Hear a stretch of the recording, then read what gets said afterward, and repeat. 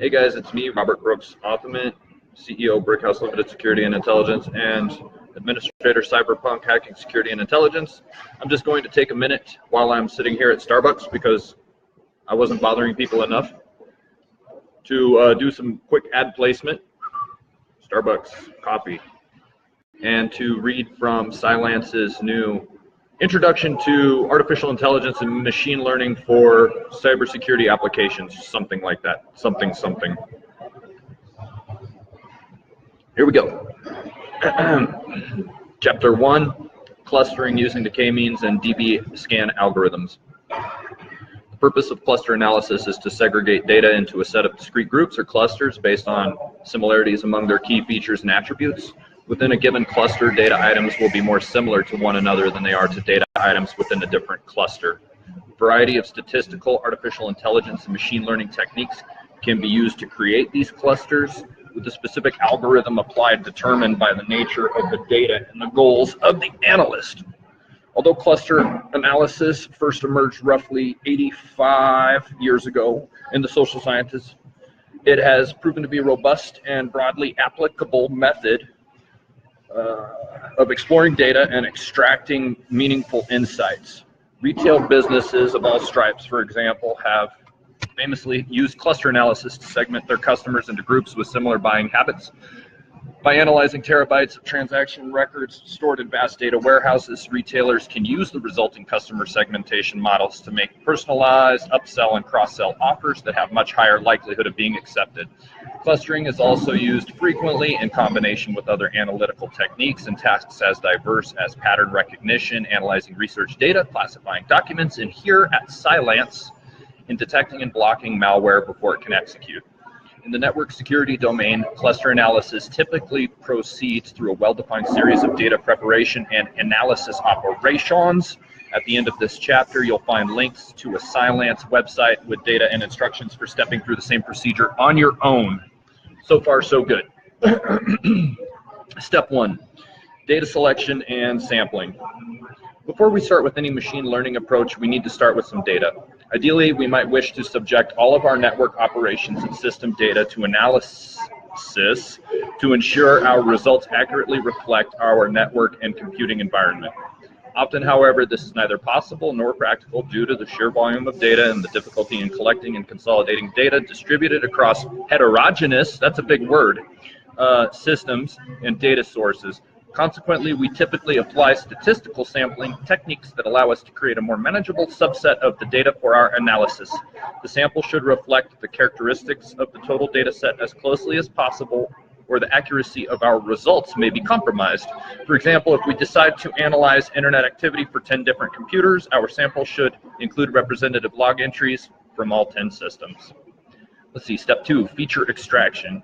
In this stage, we decide which data elements within our sample should be extracted and subjected to analysis. In machine learning, we refer to these data elements as features, i.e. attributes or properties of the data that can be analyzed to produce useful insights.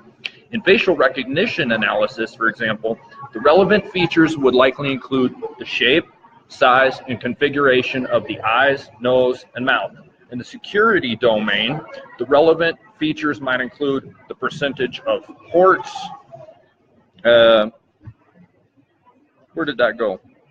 The percentage of ports that are open, closed, or filtered, the application running on each of these ports, and the application version numbers. If we're investigating the possibility of data exfiltration, we might want to include features for bandwidth utilization and login times. Typically, we have thousands of features to choose from. However, each feature we add increases to the load on the processor, and it takes time to complete our analysis. Therefore, it is good practice to include as many features as we need while excluding those that we know to be irrelevant based on our prior experience interpreting such data and our overall domain expertise. Statistical measures can be used to automatically remove useless or unimportant features. Yeah, we definitely need to remove some useless and unimportant features.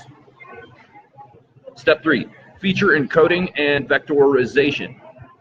Most machine learning algorithms require data to be encoded or represented in some mathematical fashion.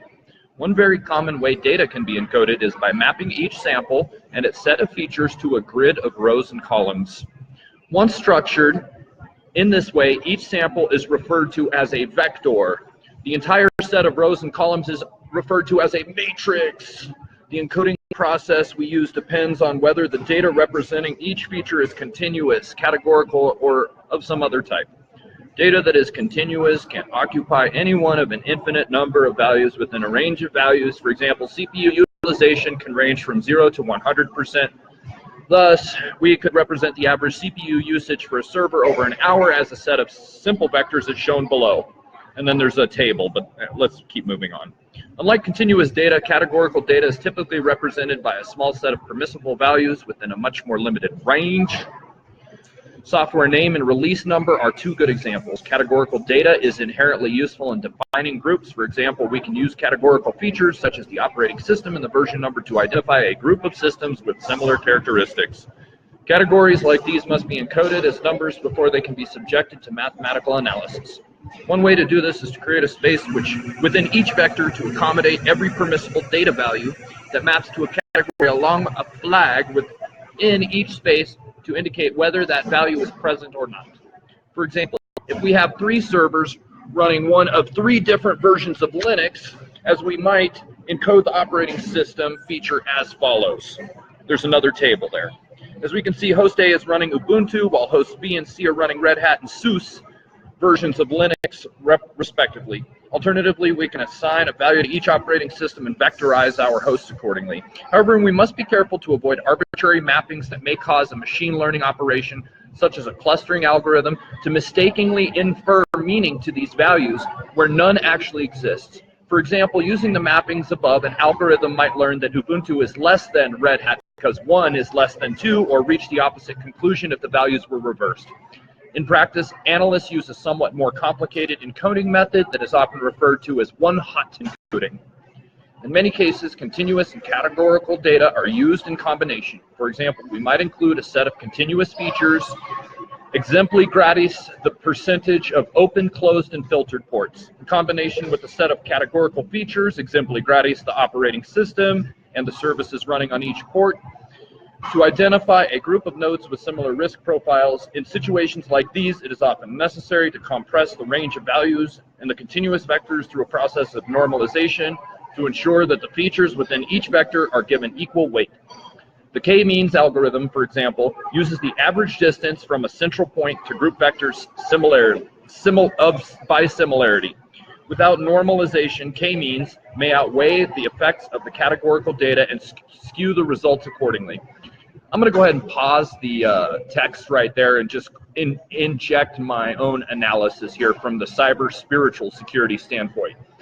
People hear cyber spiritual security, and I've had even the most astute academic people tell me it sounds woo-woo, and I say, look here, man, let me ask you if this sounds woo-woo. Cyber spiritual security is the means by which a protocol is established to secure transmissions between end users and advanced artificial and/or swarm intelligences. How does that sound? Is that woo-woo for you? It's how to protect humans and robots from interacting with each other as men become more like machines and machines become more man-like, right? Who's working on this right now? Do you DoD people throwing a lot of money at this, or is it just like, are you just going to release it into the wild and let it take over? My point is that everybody knows that artificial intelligence and machine learning is on the tip of everybody's tongue. It's in the news. We're trying to break it down to you. We're talking about cryptocurrency and hash algorithm breaking and stuff like that. But do you really understand what's going on there? No, I've studied this stuff for 2 years, and I don't understand what's going on there. You understand? I'm a relative expert compared to the surface level mentality of the general populace, and I have no idea what's going on there. So who does know what's going on? Engineers and people from other countries, data scientists, and big data analysts who work for giant corporations that are not going to be inhibited by things like constitutional law. So when you engage with a corporation and you click the little yes, I agree to the terms and conditions of engaging in business with your corporation, you're going to be subject to all kinds of stuff that is just beyond your comprehension. and beyond your control, because it's in the hands of big data and data scientists, analytics, and artificial intelligence and machine learning. This has been Robert Briq Haus Ltd, CEO of Briq Haus Ltd, Security and Intelligence, Administrator for Cyberpunk Hacking Security and Intelligence. I'm just trying to raise the bar and spread awareness a little bit. Talking to people on the internet is not enough. I have to go outside of the social contract and status quo and you know, be otherwise obnoxious in a public space and teach people where they would otherwise just be doing the money lender thing, right? Same shit, different shovel. All right, keep it locked right here, and I'll bring you more updates as I learn more stuff. Adios.